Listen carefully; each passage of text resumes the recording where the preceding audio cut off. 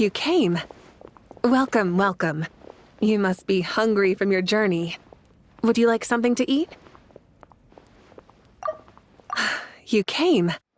Welcome, welcome. You must be hungry from your journey. Would you like something to eat?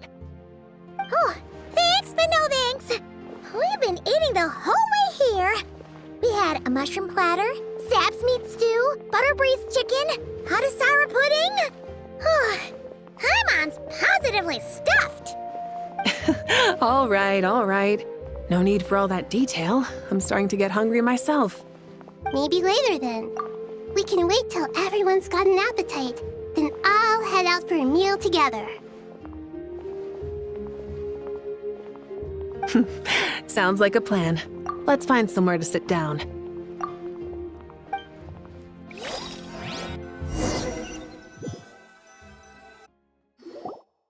I should tell you, I already have some sense of why you've come. Why's that, Malika? To say thank you. Your senses are spot on. But on top of that, we also feel guilty. Because the pyronosis has vanished? I sensed its loss. Despite scouring through the remnants of Irminsul, we couldn't find any sign of the pyronosis. Not even any trace of it burning to ash. That's certainly unusual. Still, the potential fallout from Irminsul's loss is significant, to say the least. Perhaps the pyronosis's disappearance is simply a knock-on effect of the impact it's had on a certain strand of fate.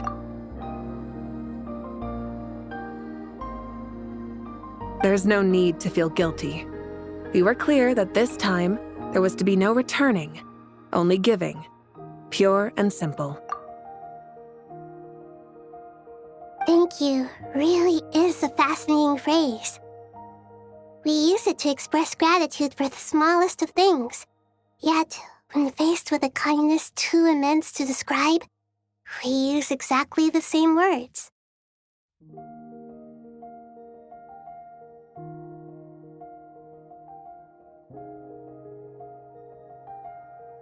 It's not that we lack other means of expression.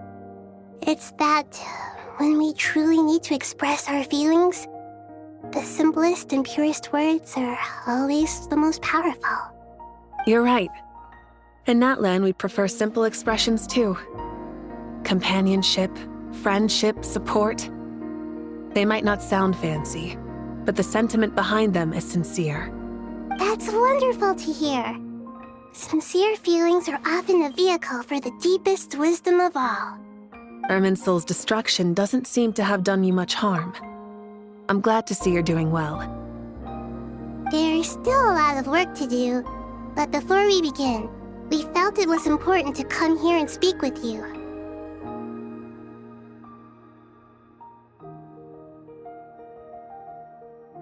Partly to express our gratitude, but also because we felt that seeing you, in a sense, is like basking in warm sunlight. That's a nice way of putting it. I like that.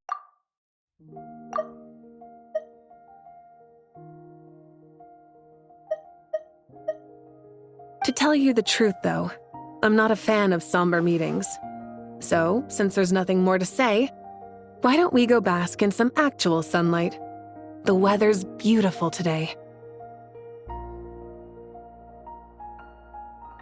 What a great idea! Paimon's gonna lie back and soak up some rays.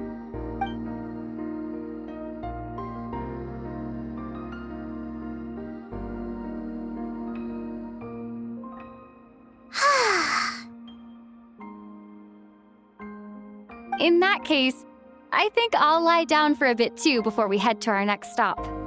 And where might that be? Mondstadt. Paimon and I are gonna head back there with Kale and the gang. Long ago, I sensed that the god remains inside Kale had come from the goddess of flowers, but I kept it a secret. Those remains weren't hurting Kale, not as she is now. They simply exist. Besides, I could sense a deep yearning within her. A yearning for an ordinary life. A yearning to hold on to the hard-won happiness she now enjoys. With someone like her, I have a responsibility to keep her secret. She should be ready to face the truth by now. Whenever people meet, there is always the potential to create warmth and kindness. Every child grows up, but even as adults, they are still children in the eyes of certain people. Oh, just like how Paimon sometimes sees Nahida as a little kid. Oh, just like how Paimon sometimes sees Nahida as a little kid. Is that so?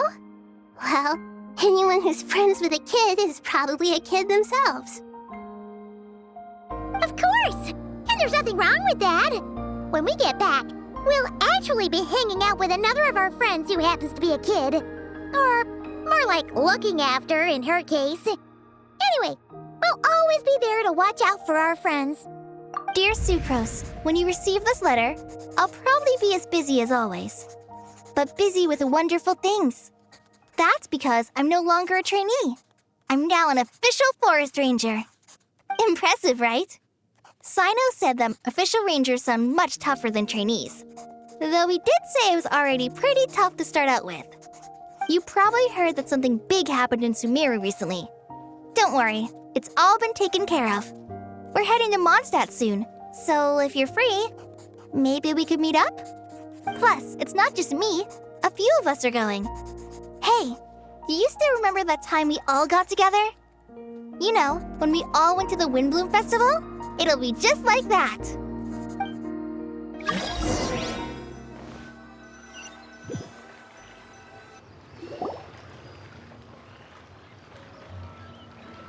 Dainari, is that...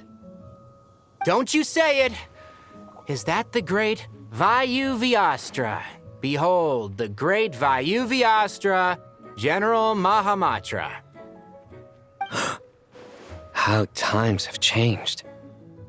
I wasn't expecting you to beat me to the punchline. You've changed. You've really upped the aggression in your battle against Sino's jokes. Kale, how did you know what I was going to say? For the love of...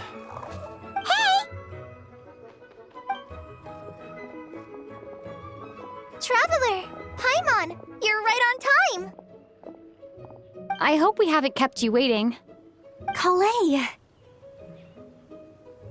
Sucrose! It's been so long! How have you been? I've been well. Everything's going great. What about you? Are you still busy? Not at the moment. Oh, right! That juicer you gave us works amazing! Farzan loves it. Seriously? That's wonderful. I don't suppose you drew up a detailed test report. Oh, what fruits did you use? How was the texture of the final product? Sucrose, you might want to try asking your questions one at a time. Albedo! Paimon didn't see you there! It's been a while since all of us were together like this. How about we follow the same plan as last time? Good idea, my friend. You never disappoint. So, what are your identities this time? Don't remind him. First things first. Allow me to introduce our very own official Forest Ranger Kale. The rest of us are simply her humble travel companions. This sounds like one of those mushy stories that gets people hooked on some corny, heartwarming premise. Oh, is our story not heartwarming? If I recall correctly, there was even a scene like this in King of Invocations.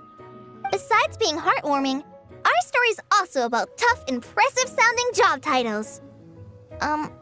At least that's what I think.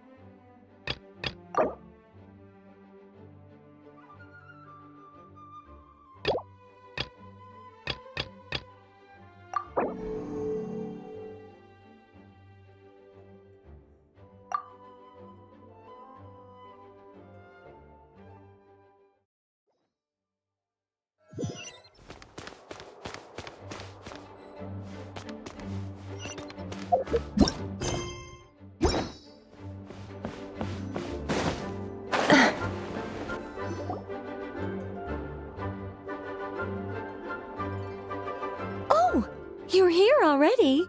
I'm still giving Dodiko a little trim. I won't be a moment. A trim? Does Dodoko need haircuts too? Of course! It's important to know how to take loving care of the apples of your eye. All of these trivial matters get left to me. It's because I'm an angel, and angels are, in a way, the guardians of all Teyvat. Oh, right! Well, that's definitely an impressive sounding job title. What are you writing? I'm just brainstorming some cool sounding lines. Oh, write them on these card backs. Of course. Clearly, my lines are pretty amazing, wouldn't you say? Miss Nicole, Kale? You seem a little nervous. I was just wondering, who was the person you mentioned who needed their wish fulfilled? Wish? What do you mean? Miss Nicole asked if we could meet up in Mondstadt once everything was over. She said a friend of hers had a wish that needed my help to come true. Well, you never mentioned that before. All we knew was that you'd arranged to meet in Mondstadt. But we thought it had something to do with the god remains. To be fair, everything I told you was true. Anyway, my friend is waiting. Come on, let's pay her a visit.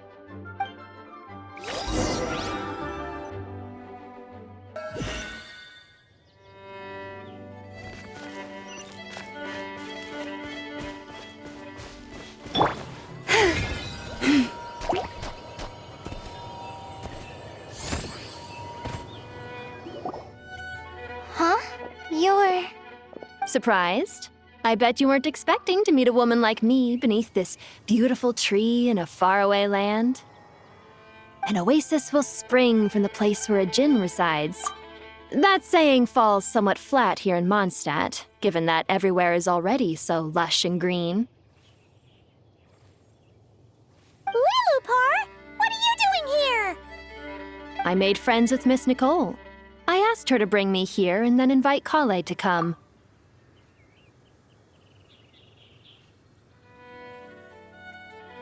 The prologue to this story is that I have a wish.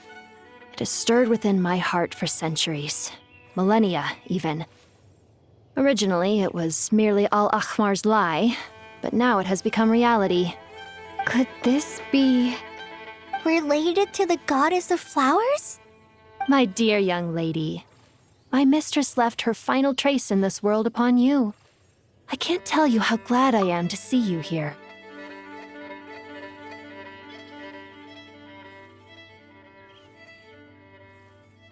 And now I have seen you, and peered into your heart. You have experienced hardships and suffered setbacks. The torment an ordinary person might expect to face has befallen you threefold. This is the source of your resilience. But, beneath all this, I have witnessed the seeds of desire. You yearn to return to the simple life you once knew, do you not? I do. I want to throw away everything that isn't mine. But how do you decide what is yours? The scars that others carve into your flesh? The kindness and love they inscribe? Are these things not yours as well? They are. This is something I've talked about with Miss Nicole. Miss Nicole said I should learn how to adjust my standards. I just want to live as an ordinary human. Anything beyond that isn't mine. Don't you want anything from the remains of the goddess of flowers? She gave me a revelation once. I think that's already more than enough. In the past, you would not have possessed such a rich heart. Your brief life has taught you to hold on to everything good, to home in on kindness. How fascinating. You're nothing like Nabu Malikata, and you're certainly not her. Of course not. I'm not some great and powerful being, Miss Liloupar. Yet I am a djinn. We exist because of the Lord of Flowers. We revere and love her. My wish is to see her one last time, to give everything for her. Kale, can you do this for me? But her remains won't be easy to remove. Are you sure this is what you want? That's beside the point. First, I need to know. Are you willing to do something for the soul of this lonely, wandering woman? I'm willing. But look, you know nothing about me. Even if you have heard the stories about me, all you would know is that I was rightly punished for the many evil deeds I committed. Ah, so you do know. Your lips are quivering, your eyes trembling, and still you're willing to do something for me. Life has been cruel to you, and yet you've learned to be kind. My dear young lady, to repay your kindness, I too must play my part. Are you sure about this, Liloupar? I yearn to see my mistress. For this moment, the world can burn to ashes, the universe be engulfed in flame. I care about nothing else.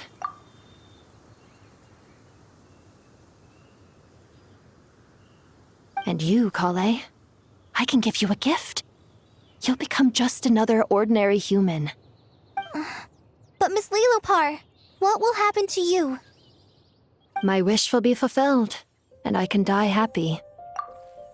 Why would you wish for that? A long, unending life might seem desirable for one who has never possessed it, yet it brings torment to one who has. My remains are scattered across the yellow sands, but my soul can find no peace. Since you've promised to grant my wish, give me that release. Allow the dying to die, and let the dead rest in peace. You have my thanks. Kale, there's no pressure on you. What she said, it's all true. A wish is a genuine desire, after all. It's as if you want to use the last of your life to give me a better future. Nothing so selfless. We'll be using our futures to fulfill each other's wishes. This is a noble act, a beautiful and secret transaction between two women. I understand. Miss Liloupar, I'm ready. Close your eyes, Kale. Then open your soul. From there, I will embrace my mistress. The downpour of flowers is your touch, like returning to the very beginning, like surrendering to your grace, my mistress.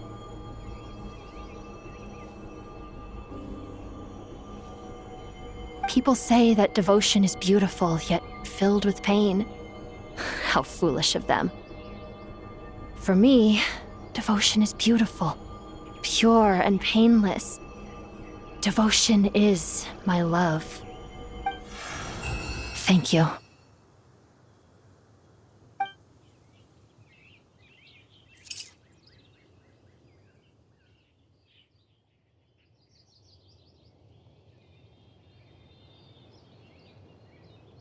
Liloupar! She disappeared? She left, carrying the blessing of flowers. Kale, are you alright? I'm fine. Now that the remains are gone, I don't actually feel any different at all.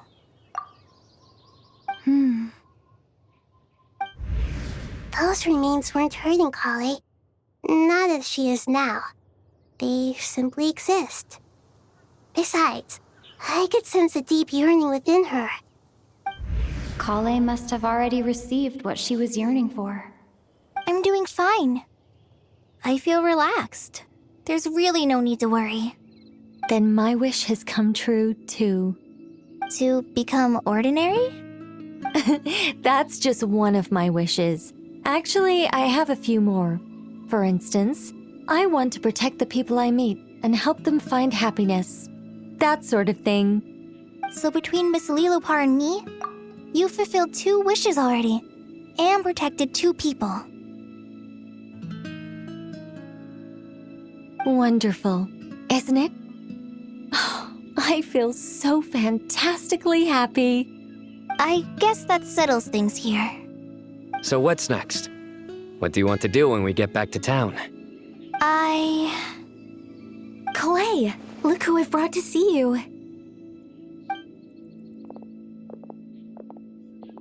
Hey, Kale!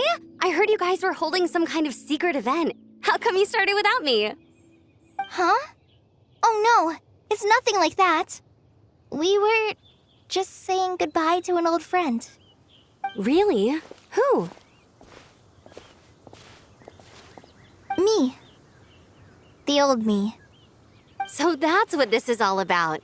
Did you come all the way to Mondstadt for that? Because we knew the old you so we could witness the change? Exactly. The old me is gone. I puffed her into the air, and she became a fluffy pink cloud, floating into the sky, before disappearing forever. Do you think, maybe up in the sky, she has friends waiting for her with test tubes, flasks, and bows? Oh, when you put it like that, it doesn't sound so bad after all. What do you think, Miss Nicole? I think maybe that's right. At least, if it were up to me, I'd consider that a happy ending. Dear Sucrose, even though my childhood ended long ago, these past few days have really felt like growing up again. I've become stronger, and I feel like I can finally accomplish things by myself. Surely someone as mysterious as you will find a friend like this fascinating? Always growing, always thriving like a plant. I came to say goodbye to my old self. I know that after this, she'll be gone. Thinking about it makes me feel a little lonely. I know the weakness that kept me company will one day leave me too. But somewhere in my heart, I feel a great sense of joy. It feels like I've always wanted to take this step, to walk towards the new me.